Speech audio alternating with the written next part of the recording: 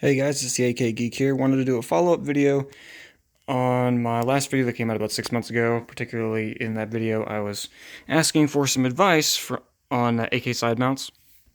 And as a quick summary for that video is kind of just addressing some of my concerns and frustrations regarding the particular side mount on my AK. I have come to the conclusion that my side rail is kind of a more of a unique blend. I'm pretty sure this mount was specifically designed for a PSO1 scope that was designed to be offset to the bore and angled to the right.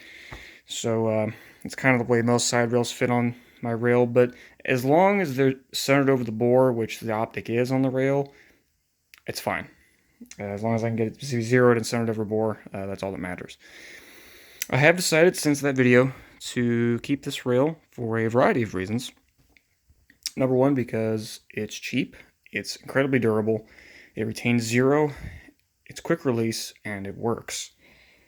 I just recently got this zeroed in, or should I say more finely zeroed in the other day at the range, and I was able to consistently hit, I would say about a 10 to 12 inch gong at 100. Doesn't sound that impressive to a lot of people, but to me that is.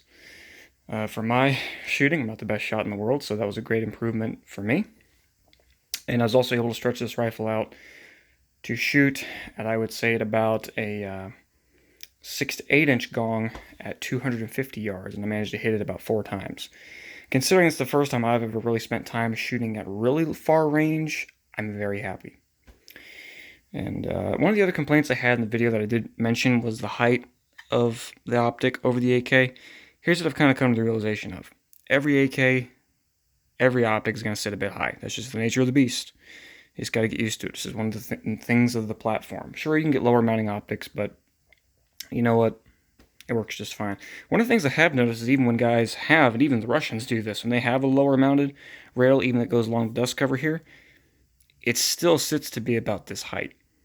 So that's perfectly ideal for me.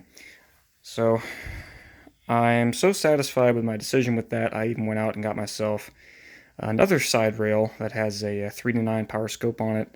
So I'll be able to get that zeroed in and shoot this out to the 250 a bit more consistently. So, very, very happy about that. Big thanks to everyone who contributed to that video and gave me some tips and pointers. I really appreciate it.